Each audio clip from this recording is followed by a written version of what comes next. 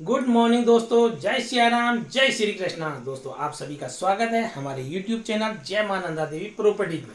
दोस्तों अगर आपने अभी तक हमारे चैनल को सब्सक्राइब नहीं किया है तो सब्सक्राइब करें ताकि हमारी जो भी नई वीडियो बने वो सबसे पहले आप तक पहुंचे। तो दोस्तों आज हम आपके लिए जानकारी लाए हैं किसान लोन योजना, किसान क्रेडिट कार्ड लोन। तो दोस्तों केसीसी लोन की जो शुरुआत है दोस्तों वो 1998 में प्रधानमंत्री अटल बिहारी वाजपेयी जी ने की थी। इसकी जरूरत क्यों पड़ी थी? क्योंकि हमारे जो किसान थे वो बहुत गरीब थे और वो लोन के लिए यानी पैसे के लिए बड़े बड़े साहूकारों के पास जाते थे। वो उनसे मन मर्जी ब्याज वसूल करते थे, जिससे कि किसानों की आत्महत्या की संख्या लगातार देश में बढ़ते जा रही थी। तो हमारे प्रधानमंत्री जी ने एक योजना निकाली कि किसानों को कम से कम 4% पे लोन मिले। जो ईमानदार किसान है ये लोन केवल उनके लिए है दोस्तों।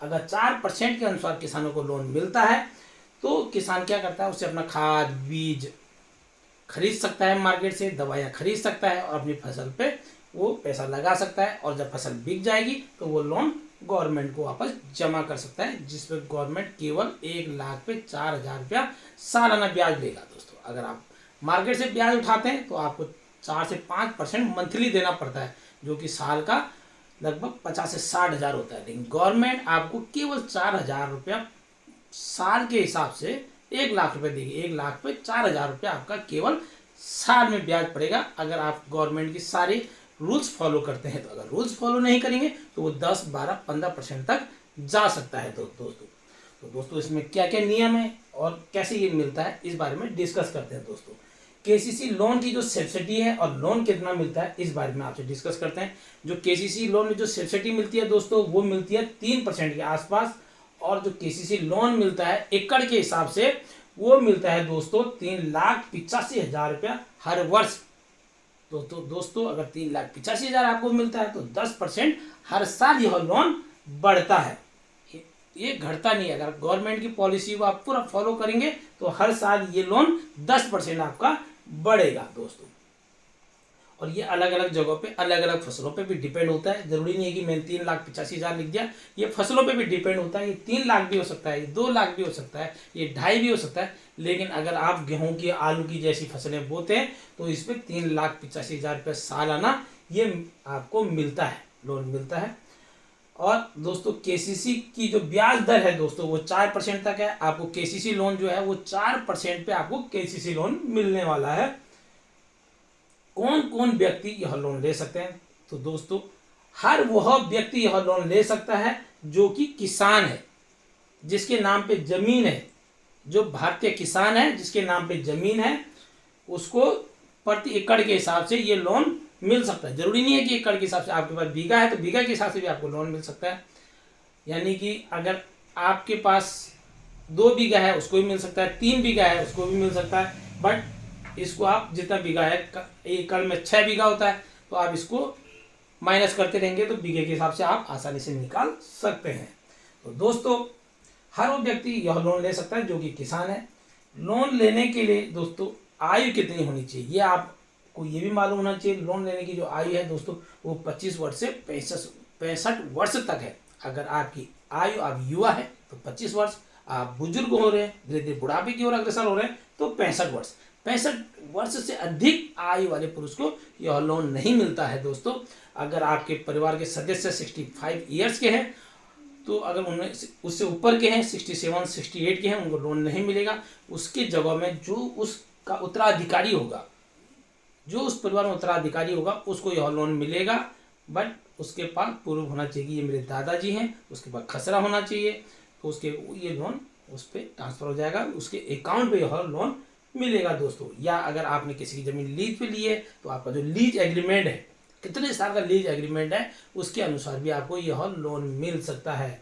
अगली बात दोस्तों, यह लोन उस व्यक्ति किसान को भी मिल सकता है जो पशुपालन कर रहा है, जो पोल्ट्री फार्म का काम कर रहे हैं, जो गॉड फार्मिंग का काम कर रहे हैं, किसी भी प्रकार का जैसे वो पशुपालन कर रहे हैं, तो हर उस व्यक्ति को भी यह लोन मिल सकता है। अगला दोस्तों, लोन लेने के लिए कौन कौन से डॉक्यूमेंट आपको चाहिए, यानी कौन कौन से पेपर आपको चाहिए। तो दोस्तों लोन लेने के लिए जो मेन चीज़ है, सबसे पहला तो बैंक खाता आपका होना चाहिए। जिस बैंक में आपका बैंक खाता है उस बैंक में जाएं। अगर बैंक खाता नहीं है तो नया बैंक खाता उस बैंक में खुलवाएं। बिना सेविंग अकाउंट के आपका ये लोन नहीं हो सकता। किसी भी बैंक में आप डिफॉल्टर नहीं होने चाहिए, यानी कि कभी आपने किसी बैंक से लोन लिया हो और उसको जमा ना किया हो तो उसमें आप डिफॉल्टर माने जाएंगे, पहली बात।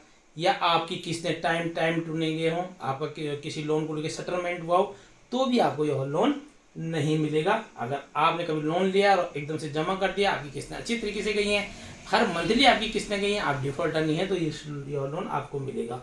तीसरा दोस्तों, आपका जो सिबिल स्कोर है वो 675 से कम नहीं होना चाहिए। सिबिल स्कोर यानी जो आपका सिबिल स्कोर निकलता है, बैंक में जाएंगे आप, आधार कार्ड और पैन कार्ड देंगे तो बैंक वाले आपका सिबिल स्कोर निकालेंगे, तो आपका जो सिबिल स्कोर वहाँ पे आना चाहिए वो 675 से कम नहीं आना चाहिए। यानी कि सिबिल स्कोर कैसे कम होता है दोस्तों, अगर आपने किसी की गारंटी दी है, उसने टाइम टू टाइम पे लोन, आपने लोन कहीं नहीं लिया लेकिन आपने क्या किया, दोस्ती के चक्कर में किसी की आपने गारंटी दे दी है, तो आपका सिबिल स्कोर उसने लोन जमा नहीं किया तो आपका सिबिल स्कोर कम हो जाएगा। ऐसी घटना हमारे साथ खुद हुई थी। हमने किसी को दोस्ती में किसी की गारंटी दे दी थी लेकिन उसने लोन जमा नहीं किया, टाइम से जमा नहीं किया, वो अब बैंक डिफॉल्टर हो गया। मैं नाम नहीं लूँगा लेकिन वो व्यक्ति लोन डिफॉल्टर हो गया। मैं बहुत परेशान रहा और मेरी सिबिल स्कोर लगभग 450 के आसपास आ गया, जिससे मुझे लोन लेना था, मेरा लोन पास नहीं हुआ।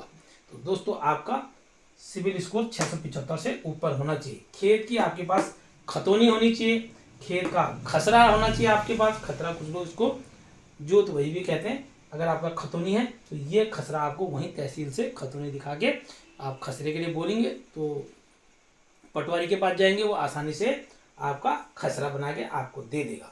दूसरा दोस्तों, आधार कार्ड। हर वो व्यक्ति जो हिंदुस्तानी है, नागरिक है, उसके पास आधार कार्ड तो जरूर होगा। तो दोस्तों, आधार कार्ड आपके पास होना चाहिए, पैन कार्ड आपके पास होना चाहिए, 2 पासपोर्ट फोटो आपके पास होना चाहिए। 12 साल का दोस्तों आपका ज़मीन का रिकॉर्ड निकलेगा कि कभी आपने लोन लिया नहीं लिया, कहीं आपकी ज़मीन गिरवी तो नहीं है, या आप ज़मीन पे कोई और अधिकार तो नहीं जताने वाला है। तो इसलिए आपका 12 साल का रिकॉर्ड निकलेगा कि आपका ज़मीन का 12 साल का रिकॉर्ड सही है, इस ज़मीन पे कोई केस तो नहीं हुआ है, किसी जमानत तो नहीं दी है। इस स्थिति में इसका 12 साल का रिकॉर्ड निकलेगा। ये रिकॉर्ड बैंक वाले ही खुद निकालेंगे, जिसके लिए आपको परेशान होने की जरूरत नहीं है। अगर आप ये सारे पेपर बैंक को देते हैं तो आसानी से बैंक आपको लोन दे देगा। और आखिरी याद रखने वाली बात है दोस्तों, पहले साल आपका जो लोन अगर 1 लाख होता है, फॉर द एग्जाम्पल आपका लोन 1 लाख हुआ या 3 लाख हुआ, हमने एग्जाम्पल के लिए 1 लाख पकड़ा है, आपको ये कैलकुलेट 3,85,000 पे भी आप कर सकते हैं। तो हर साल 10% इसमें बढ़ेगा, यानी इस साल आपका 1 लाख हुआ तो अगले साल आपका वो लोन 1,10,000 हो जाएगा, उसके अगले साल आपका लोन 2,20,000 हो जाएगा, यानी 5 साल में 50,000 बढ़ेगा। यही नियम इस पे भी लागू होता है, यानी 5 साल में 3,85,000 में आप 10% जोड़ेंगे। 3,85,000 का जो भी 10% आएगा वो हर साल आपके लोन में वृद्धि होती रहेगी, आपका लोन उतना बढ़ता रहेगा। आने वाले वक्त पे आपका स्कोर सही रहा तो 5-10 साल के अंदर अंदर आपका ये 3-3.5-4 लाख का लोन 10 लाख तक जा सकता है। तो दोस्तों, अगर ये जानकारी आपको अच्छी लगी तो हमारे चैनल को लाइक करें, सब्सक्राइब करें, कमेंट्स करें। जय सिया राम, जय श्री कृष्णा। आपका दिन शुभ रहे।